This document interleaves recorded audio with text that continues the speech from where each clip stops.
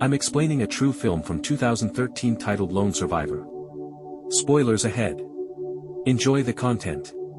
People must complete 5.5 days of grueling, rainy, and extremely challenging operational training, with as little as 4 hours of sleep, in order to become a Navy SEAL. Only 25% of recruits make it through what is regarded as the most difficult training program in the US military. These 25% become aware that they are far more capable than they ever thought. A chopper transports a bleeding guy to the military installation. He is seriously injured, and efforts to resuscitate him in the medical tent don't appear to be working. 3 days beforehand, Danny races his squad leader Mike around their base at the first glimpse of light.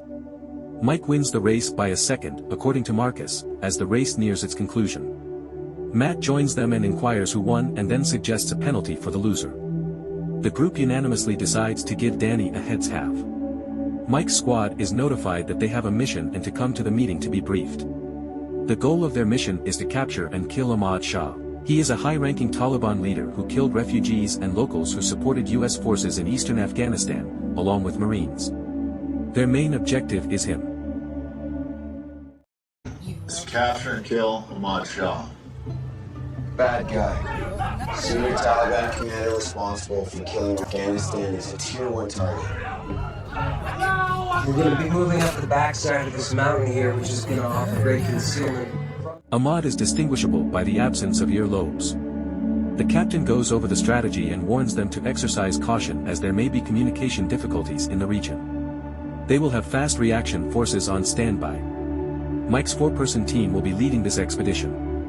The Apache and Chinook helicopters arrive on schedule to retrieve the soldiers. They had to trek for almost 4 hours to get to the village where Ahmad is said to be after being sent into the area at night. As the team treks across the mountains, they communicate their position to the base every hour. Communications become more and more jammed as they get closer to Ahmad's village. Even if all communications are lost at their last checkpoint, they are still able to communicate that they are in position. They locate a spot to dig and examine the settlement. They come upon Ahmad there, who they identify by the absence of earlobes. Sadly, the number of enemy soldiers is far more than what they have been told. Mike doesn't want to take a chance, so he asks Marcus if he may take the shot. Danny stays on guard as the gang retires for a little snooze. A little while later, Danny awakens the others up with the sound of a goat herd nearby. The goats are led by 3 herdsmen. The group hopes to stay unnoticed. Unfortunately, one of the herders trips over Marcus' foot and the group quickly captures the 3 and ties them up.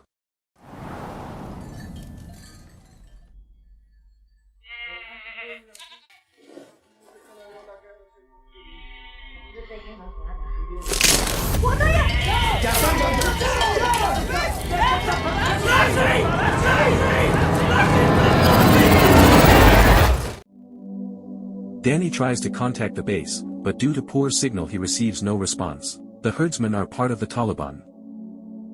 Mike makes an unprotected call to the base and requests to talk with the commander, but the connection drops right before he can answer.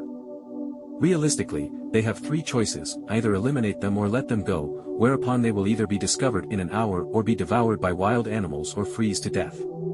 Marcus claims that if they kill the 3 herders, there would be a significant response. Since their goal is to murder Ahmad, Matt still believes that they should kill them, but Mike intervenes and decides to call off the expedition. They are to free the herders, make it to the crest of the mountain, and Danny will phone the base for extract. The team releases the herders and heads up the mountain, with Marcus still watching behind, unsure if they made the right decision and how quickly the information will be passed on to the Taliban forces. One of the boys makes his way down to the village as quickly as possible. They discover it is a flawed peak after they reach the top. Without success, Danny attempts to get in touch with the base. It's an awful place to be, Matt keeps thinking to himself. Choosing to walk on foot, they decide to descend to the tree line and wait until dusk. The commander calls his supervisor to inform him that there could be an issue because Mike's squad has missed 3 opportunities for communication with the base. The group monitors everything from these trees. Mike checks the perimeter when Matt detects movement. It's unclear where they are and they're encircled. The opposing forces much outnumber them, he tells the crew, and they will shortly come into touch with them. That's a lot more than 10 guys. It's a fucking army.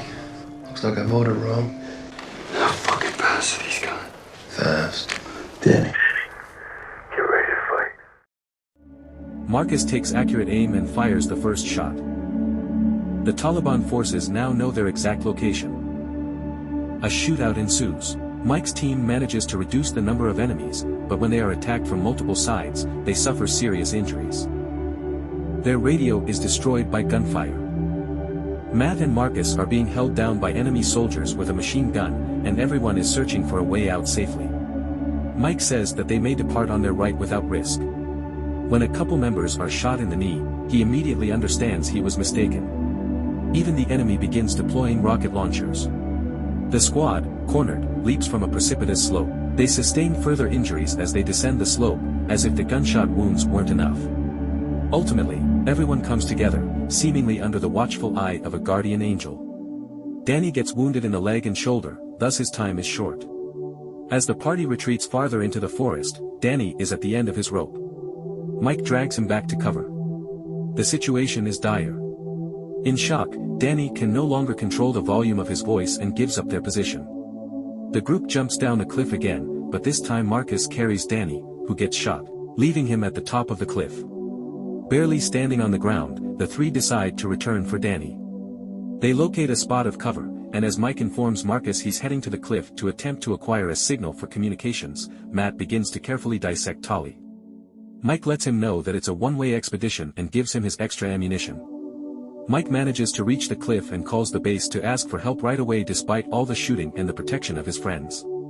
He is covered in bullets as he stands up, and Danny meets a similar end. The forward base dispatches 2 Chinook helicopters to the group's position, or rather, the location of the 2 men, in response to the distress call. They unfortunately don't have the support for Chinooks since they dispatched Apache helicopters on another assignment, but they still go forward. The reality of everything slowly sets in for the two, and as Matt is heavily injured and believes he is next. He asks Marcus to tell his wife how much he loves her, but as soon as Marcus says he will not die, they get blasted with missiles. When all hope seems to be lost for the two Chinooks arrive and give them the strength to hold on a little longer. Hope is short-lived when one of the helicopters is hit by an RPG and crashes on a cliff, killing everyone on board, in an attempt to launch the SEALs into combat.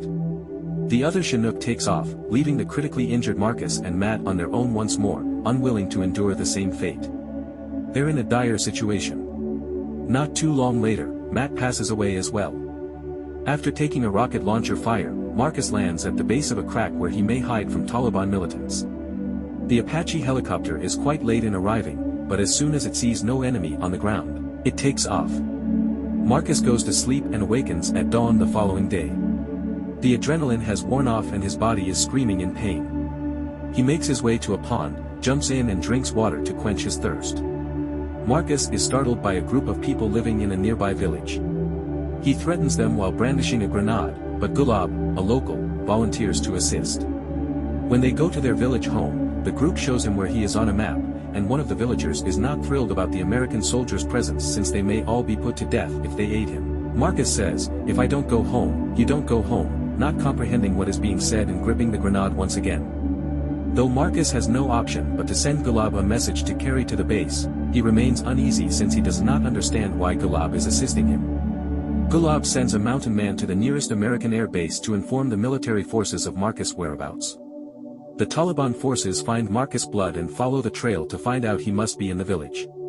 Gulab tries to talk some sense into the insurgents, but they don't listen. Marcus is led outdoors to a tree, where his head will be chopped off. Gulab and other villagers step in just as the rebels are ready to chop off Marcus' head, threatening to murder the warriors if they hurt Marcus.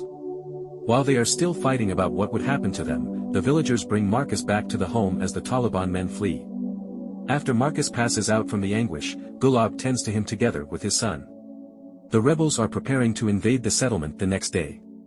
When Marcus awakens and receives food and drink, he is still perplexed as to why the locals are assisting him. They are attacked as the house's wall is detonated. Meanwhile, the forward base has received Marcus' letter and dispatched choppers to the village. The villagers are outnumbered and outgunned and do not stand a chance. Marcus is found and fights the insurgent. Fortunately, the little boy hands him a knife and he wins this round. American forces arrive just in time to mow down Taliban fighters. The borders are guarded. Marcus is located and taken to the helicopter, but not before stopping to give thanks to Gulab and his kid, to whom he owes his life. Marcus tells the story of how he and his brothers perished on that mountain, but that a portion of them lives on when they return to the base and are taken to the hospital tent.